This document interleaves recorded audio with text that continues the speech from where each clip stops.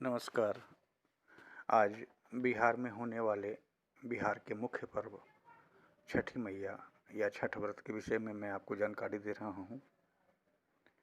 छठ पर्व मुख्यतः बिहार से और उत्तर प्रदेश में ही चलता है, या फिर जहाँ जहाँ बिहार और उत्तर प्रदेश के लोग बसे हैं वहाँ इसकी पूजा अत्यधिक होती है। भारत में सूर्योपासना की पद्धति जो है वो वैदिक काल से ही चली आ रही है। यह काफ़ी पुरानी है। ये पूजा, सूर्य की पूजा वैदिक काल से ही होती आ रही है, जिसका कि प्रमाण विष्णु पुराण, भागवत पुराण और ब्रह्म वैवर्त पुराण आदि में विस्तार से इसकी चर्चा भी की गई है। सूर्य भगवान को आरोग्य का देवता भी बताया गया है और हमारे शास्त्रों के अनुसार पंच देवता में सूर्य की गणना होती है। इससे अंदाज़ा लगाया जा सकता है कि यह पर्व कितना महत्वपूर्ण है। इस पर्व को कार्तिक शुक्ल पक्ष के षष्ठी को मनाया जाता है। इसका विधि विधान बहुत ही पवित्र और पावन है। सूर्योपासना का मुख्य पर्व है ये।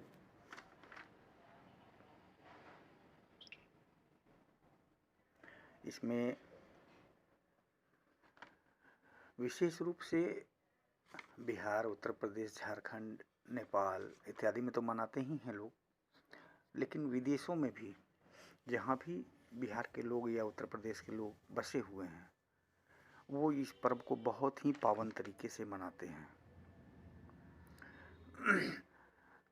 इस पर्व का मुख्य रूप से बहुत सारे नाम दिए गए हैं।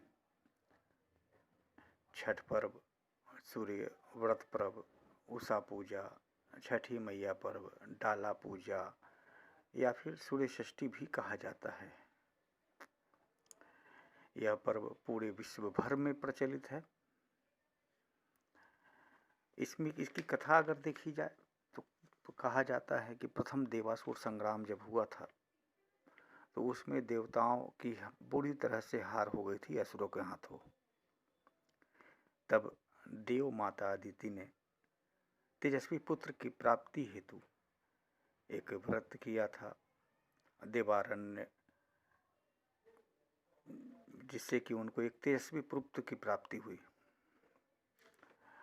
और उसी पुत्र ने, जिन्हें त्रिदेव कहा गया है, असुरों को मारकर देवताओं को पुनः राजपाट दिलाया और उनकी रक्षा की। देवारण्य, जो कि आज के बिहार के औरंगाबाद जिले में है, और उस स्थान का भी नाम अब देव पड़ गया है, जहाँ यह सूर्य मंदिर है, जहाँ पे माता अदिति ने यह व्रत किया था। बिहार में देव जो है वो सूर्य भगवान की उपासना के लिए बहुत ही प्रचलित मंदिर है, जहाँ इसकी पूजा बहुत ही विस्तृत रूप में की जाती है। कहा जाता है कि जब मुगल शासन काल में औरंगजेब आया था, सभी मंदिरों को तोड़ रहा था, तो देव के सूर्य मंदिर को भी उसने तोड़ना चाहा। लोगों ने बहुत मिन्नतें की कि नहीं, आप ऐसा ना करें।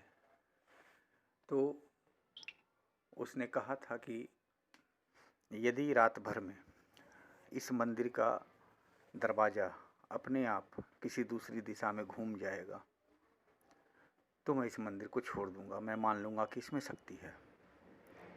और भगवत कृपा से यह रात भर में ऐसा हुआ और उसके बाद औरंगजेब वहाँ प्रणाम कर और उनकी शक्ति को देख वह वापस हो गया, उसे तोड़ा नहीं। इसमें साल में 2 बार ऐसे इसको मनाया जाता है, चैत मास में भी और कार्तिक मास में भी। दोनों मास के शुक्ल पक्ष में चतुर्थी से लेकर सप्तमी तक इसकी पूजा की जाती है। चूँकि यह षष्ठी को मनाया जाता है तो इसे माँ कात्यायनी का स्वरूप भी माना गया है और माँ कात्यायनी भी कहा जाता है। इसे गंगा के किनारे या नदी, जो भी नज़दीक में नदी है उसके किनारे, तालाब के किनारे, नहीं है तो फिर कुआं के पास भी इसको मनाया जा सकता है। वर्तमान में तो घर के छतों पे भी एक पानी का टंकी टाइप का बना करके और लोग उसको घर में भी मनाना शुरू कर दिए हैं। यह पर्व मनोवांछित फल देने वाला है और सभी लोग इसको पवित्रता से मनाते हैं।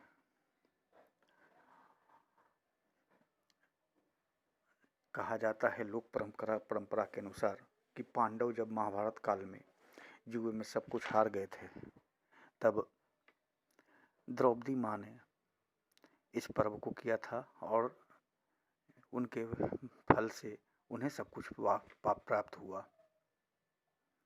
यह पर्व 4 दिनों तक चलता है। इसका अनुष्ठान 4 दिनों तक चलता है।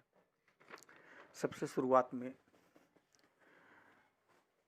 भैया दूज के तीसरे दिन नहाए खाए का व्रत होता है, जिसमें व्रती नहा धो करके, अगर गंगा किनारे है तो गंगा किनारे, कुआं किनारे है या तालाब किनारे, पवित्रता से नहा धोआ करके सेंधा नमक में चना का दाल, अरवा चावल और उस समय की जो भी सब्जियां होती हैं, विशेषतः इसे लौकी भात भी कहा गया है क्योंकि इसमें लौकी और चना दाल का दाल बनता है, चावल बनता है, लौकी का बचका बनता है और भी अन्य सारे भोग लगाए जाते हैं। इस दिन व्रती इस प्रसाद को ग्रहण करते हैं और उसके बाद सारे परिवार उस प्रसाद को ग्रहण करता है। फिर उस दिन व्रती और कुछ नहीं खाता है। दूसरा दिन आता है खरना का, जिसे लोहंडी भी बहुत जगह कहते हैं, लोहंड भी कहते हैं। खरना के दिन सुबह से निर्जला व्रत रहता है और शाम को नहा धोआ करके केले के पत्ते पे अरवा चावल, घी, गुड़ और दूध से बना खीर और रोटी प्रसाद के रूप में ग्रहण किया जाता है पूजा कर। उसके बाद परिवार के सभी लोग इसे ग्रहण करते हैं।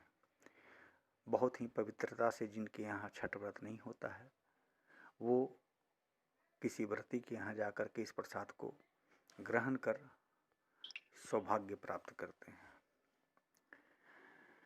इसके बाद लगातार 36 घंटे का उपवास व्रती का शुरू हो जाता है।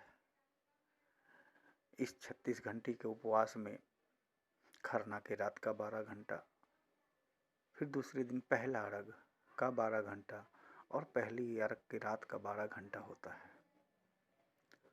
पहला अर्घ तीसरा दिन होता है। पहला अर्घ में शाम के वक्त व्रती जो है गंगा किनारे, घाट किनारे या तालाब किनारे या कुआं किनारे या फिर अपने छत पे अर्घ देने का कार्यक्रम करते हैं। इसमें डूबते हुए सूर्य को अर्घ दिया जाता है।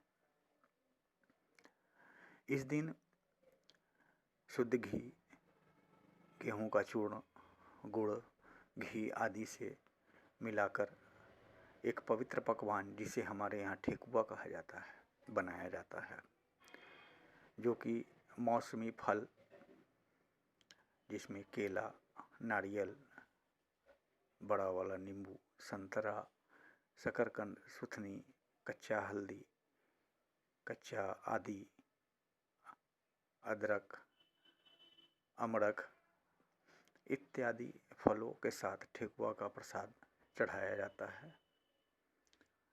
यहाँ बांस के या पीतल के सूप में इसे लेकर के घाट पे जाते हैं और वहाँ डूबते हुए सूर्य को दूध से या जल से अर्घ दिया जाता है। उसके बाद में फाइनली चौथा दिन आता है, पारण का दिन, जिस दिन सुबह में उगते हुए सूरज को पुनः अर्घ दिया जाता है। और इसी के साथ यह 4 दिन चलने वाला छठ व्रत संपन्न हो जाता है। उस दिन घाट किनारे ही व्रती अपना व्रत तोड़ते हैं, पूजा पाठ करके मीठा जल पीते हैं, अदरक और गुड़ खाते हैं और सबको प्रसाद वहाँ घाट पे भी वितरित किया जाता है। भगवान सूर्य को आरोग्य का देवता कहा गया है। कहा जाता है कि भगवान कृष्ण के पौत्र सांब को जब कुष्ठ हो गया था तब उन्हें सूर्योपासना के लिए कहा गया और सूर्योपासना के उपरांत उन्हें कुष्ठ से मुक्ति प्राप्त हुई। वैज्ञानिक दृष्टिकोण से भी यह बताया गया है कि इस दोनों माह के दोनों स्थिति को छठ व्रत के दौरान एक विशेष खगोलीय परिवर्तन होता है, जिसमें कि सूर्य की परावैंगनिक किरणें उस दिन अत्यधिक रूप में आती हैं, लेकिन इस खगोलीय परिवर्तन के अनुसार उसके कारण ही जनमानस की रक्षा होती है।